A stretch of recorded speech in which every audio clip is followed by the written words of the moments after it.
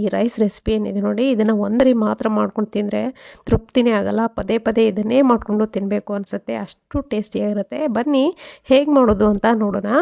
ನಾನು ಒಂದು ಕುಕ್ಕರ್ನ ಬಿಸಿಟ್ಕೊಂಡಿದ್ದೀನಿ, ಬೇಕಿದ್ರೆ ಓಪನ್ ಪಾತ್ರೆಯಲ್ಲಿ ಕೂಡ ಮಾಡ್ಕೋಬೋದು.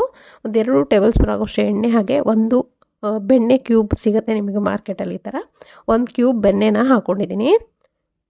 ಚೆನ್ನಾಗಿ ಕಾಯ್ತಿದ್ದಂಗೆ ಒಂದು 2 ಪಲಾವ್ ಎಲೆನ ಕಟ್ ಮಾಡ್ಕೊಂಡು ಹಾಕ್ಕೊಂಡಿದ್ದೀನಿ. 1 ಟೀ ಸ್ಪೂನಷ್ಟು ಸೋಂಪು, 1 ಟೀ ಸ್ಪೂನಷ್ಟು ಜೀರಿಗೆ ಕೂಡ ಬೆಣ್ಣೆನಲ್ಲೇ ಹಾಕ್ಕೊಂಡಿದ್ದೀನಿ.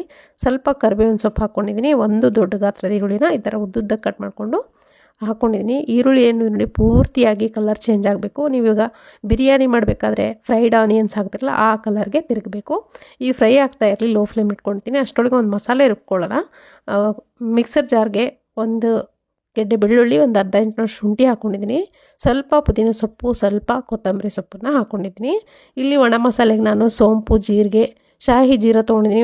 ಒಂದು 4 ಲವಂಗ, ಒಂದು 2 ಏಲಕ್ಕಿ ತೊಗೊಂಡಿದ್ದೀನಿ. ಅರ್ಧ ಟೀ ಸ್ಪೂನಷ್ಟು ಮೆಣಸಿನ ಕಾಳನ್ನು ತೊಗೊಂಡಿದ್ದೀನಿ. 1 ಇಂಚಿನಾಗೋಷ್ಟು ನಾನಲ್ಲಿ ಚಕ್ಕೆಯನ್ನು ತೊಗೊಂಡಿದ್ದೀನಿ. ಇಷ್ಟ ಆದರೆ ಸಾಕು. ಇದೇ ಮಸಾಲೆಗಳನ್ನ ನಾನಿಲ್ಲಿ ರುಬ್ಬಕ್ಕೆ ಹಾಕ್ಕೊಳ್ತಾ ಇದ್ದೀನಿ. ನೋಡಿ, ಒಂದು 2 ರಿಂದ 3 ಹಸಿಮೆಣಸಿನಕಾಯಿ ಕೂಡ ಇದ್ರ ಜೊತೆಗೆ ನಾನಿಲ್ಲಿ ಹಾಕ್ತಾಯಿದ್ದೀನಿ.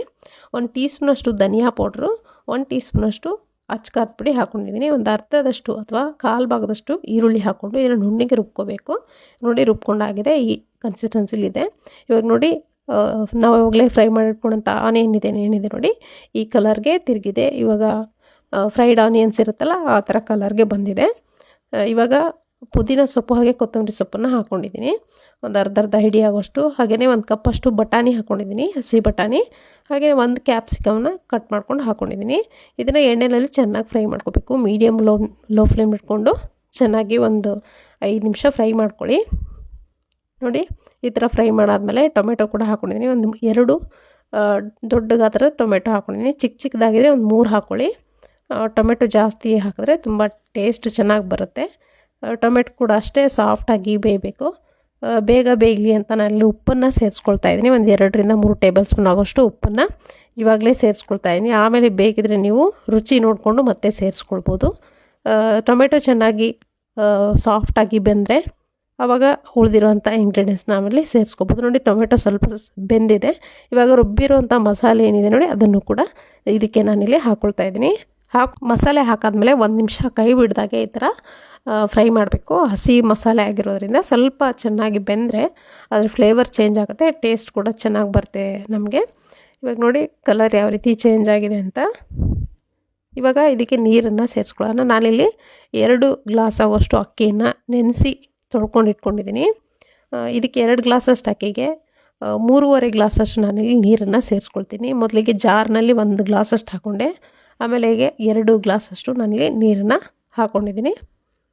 ಅಷ್ಟೇ ಸಾಕು, ಯಾಕಂದರೆ ನಾನು ಅಕ್ಕಿ ಆಲ್ರೆಡಿ ನೆನೆಸಿಟ್ಟಿದ್ದೀನಿ. ಆಲ್ರೆಡಿ ನೆನೆದಿರುತ್ತಲ್ಲ, ಉದುರುದ್ರ ಆಗಬೇಕಂದ್ರೆ ನಿಮಗೆ ಇಷ್ಟು ಹಾಕಬೇಕು ಪ್ರಮಾಣನ. ನೋಡಿ, ಅರ್ಧ ನಿಂಬೆಹಣ್ಣನ್ನು ಕೂಡ ನಾನಿಲ್ಲಿ ಕೊನೆಯದಾಗಿ ಹಿಂಡ್ಕೊಳ್ತಾ ಇದ್ದೀನಿ. ಅರ್ಧ ನಿಂಬೆಹಣ್ಣು ಹಿಂಡ್ಕೊಳ್ಳಿ, ಆವಾಗ ಟೇಸ್ಟು ತುಂಬ ಚೆನ್ನಾಗಿ ಬರುತ್ತೆ. ಹುಳಿಯಾಗಿ ಇರುತ್ತೆ ರೈಸು, ಖಾರವಾಗಿ. ಇವಾಗ ಇನ್ನೇನು ಕುದಿ ಬರ್ತಾ ಇದೆ ಅನ್ನೋವಾಗ ನಾನಿಲ್ಲಿ ನೆನೆಸಿಟ್ಟಂಥ ನೀರನ್ನೆಲ್ಲ ಡ್ರೈನ್ ಮಾಡಿಕೊಂಡು ಇಟ್ಕೊಂಡಂಥ ಅಕ್ಕಿಯನ್ನು ಸೇರಿಸ್ಕೊಳ್ತೀನಿ. ಇದಕ್ಕೆ ಒಂದ್ಸರಿ ಚೆನ್ನಾಗಿ ಮಿಕ್ಸ್ ಮಾಡ್ಕೊಂಬಿಡಿ. ಎಲ್ಲ ನಾವು ಹಾಕಿರುವಂಥ ಪದಾರ್ಥ ಮಿಕ್ಸ್ ಆದಮೇಲೆ ಅಕ್ಕಿನ ಸೇರಿಸ್ಕೊಳ್ತೀನಿ. ನಾನಿಲ್ಲಿ ಬಳಸಿರುವಂಥದ್ದು ಬುಲೆಟ್ ಸೋನಾ ಮಸೂರಿ ಅಥವಾ ಜೀರಾ ರೈಸು. ತುಂಬ ಟೇಸ್ಟಿಯಾಗಿರುತ್ತೆ. ಒಂದ್ಸರಿ ಟ್ರೈ ಮಾಡಿ ನೀವು ಕೂಡ. ನಾನು ಯಾವಾಗಲೂ ಎಲ್ಲ ಬಿರಿಯಾನಿಗಾಗಲಿ ರೈಸ್ ಐಟಮ್ಸ್ಗಾಗಲಿ ಇದನ್ನೇ ಬಳಸೋದು. ಟೇಸ್ಟ್ ಅಂತೂ ತುಂಬ ಚೆನ್ನಾಗಿರುತ್ತೆ. ನಾವು ಹಾಕುವಂಥ ಮಸಾಲದಲ್ಲಿರಲ್ಲ, ಅಕ್ಕಿನಲ್ಲಿ ಕೂಡ ಟೇಸ್ಟ್ ಇರುತ್ತೆ. ನೀವು ಯಾವ ಥರ ಅಕ್ಕಿನ ಬಳಸ್ತೀರಿ ಅನ್ನೋದ್ರ ಮೇಲೆ ರೈಸ್ ಟೇಸ್ಟು ಬರುತ್ತೆ. ಹಾಗಾಗಿ ನಿಮ್ಗೆ ಹೇಳ್ತಿರೋದು ನಾನು, ನೀವು ಯಾವುದ್ಯಾವುದೋ ಅಕ್ಕಿ ತೊಗೊಂಡು ಈ ಥರ ಬೇಕಾದಂಥ ಮಸಾಲೆ ಹಾಕಿದ್ರೂ ಚೆನ್ನಾಗಿ ಬರಲ್ಲ ಒಂದೊಂದು ಸಾರಿ. ಇವಾಗ ನೋಡಿ, ಕುಕ್ಕರ್ ಲಿಡನ್ನು ಕ್ಲೋಸ್ ಮಾಡಿ ಹೈ ಫ್ಲೇಮ್ ಇಟ್ಕೊಂಡು 1 ವಿಷಲ್ ಕೂಗಿಸ್ರೆ ಸಾಕು. ನಿಮಗೆ ಉದುರುದ್ರ ಆದಂಥ ಈ ಟೊಮೆಟೊ ಕ್ಯಾಪ್ಸಿಕಮ್ ಬಾತ್ ರೆಡಿ ಆಗಿದೆ. ತುಂಬ ಚೆನ್ನಾಗಿರುತ್ತೆ ಫ್ರೆಂಡ್ಸ್, ಖಂಡಿತ. ಇದನ್ನು ಒಂದ್ಸರಿ ನೋಡಾದ್ಮೇಲೆ ನೀವು ಕೂಡ ನಿಮ್ಮ ಮನೇಲಿ ಮಾಡ್ಕೊಂಡು ನೋಡಿ. ಪದೇ ಮಾಡ್ತೀರಾ ಇದಂತೂ ಖಂಡಿತ. ಇವಾಗ ನೋಡಿ ಎಷ್ಟು ಉದುರುದ್ರಾಗಿದೆ. ಒಂದೇ 1 ವಿಷಲ್ ಕೂಗಿಸ್ಕೊಂಡಿದ್ದೀನಿ ನಾನು. 1 ವಿಷಲ್ ಬದಲು 2 ವಿಷಲ್ ಏನಾದರೂ ಕೂಗಿಸ್ಕೊಂಡ್ರೆ ತುಂಬಾ ಮುದ್ದೆ ಥರ ಆಗುತ್ತೆ, ಚೆನ್ನಾಗಾಗಲ್ಲ. ಕೆಲವೊಬ್ರು ಈ ಥರ ಮುದ್ದೆ ಥರ ರೈಸ್ ತಿನ್ನೋಕ್ಕೆ ಇಷ್ಟಪಡಲ್ಲ, ಕೆಲವ್ರಿಗೆ ಇಷ್ಟ ಇರುತ್ತೆ. ಇಷ್ಟ ಇರೋರು ಆ ಥರ 2 ವಿಷಲ್ನ ಕೂಗಿಸ್ಕೊಳ್ಳಿ. ಉದುರುದ್ರಾಗಿದ್ದರೆ ತುಂಬ ಚೆನ್ನಾಗಿರುತ್ತೆ ಟೇಸ್ಟು. ಇವಾಗ ನೋಡಿ, ಇದು ಟೇಸ್ಟ್ ಇನ್ನೂ ಎಕ್ಸ್ಟ್ರಾ ಆಗಲಿ ಅಂಥೇಳಿ ನಾನು ಒಂದು ಸ್ಪೂನಷ್ಟು ತುಪ್ಪನ ಈ ಥರ ಸುತ್ತಲೂ ಹಾಕ್ಕೊಂಡು ಸ್ಪ್ರೆಡ್ ಮಾಡ್ಕೊಳ್ತೀನಿ ಸ್ಪೂನಿಂದ. ಆವಾಗ ಇನ್ನೂ ಟೇಸ್ಟ್ ತುಂಬ ಚೆನ್ನಾಗಿ ಬರುತ್ತೆ. ಈ ಥರ ಹಾಕ್ಕೊಂಡು ಒಂದು ನಿಮಿಷ ಬಿಟ್ಟು ಸರ್ವ್ ಮಾಡಿದರೆ ರುಚಿಯಾದಂಥ ಕ್ಯಾಪ್ಸಿಕಮ್ ಟೊಮೆಟೊ ಬಾತ್ ರೆಡಿ ಆಗುತ್ತೆ. ಖಂಡಿತ ಈ ರೆಸಿಪಿ ಇಷ್ಟ ಆದರೆ ಲೈಕ್ ಮಾಡಿ.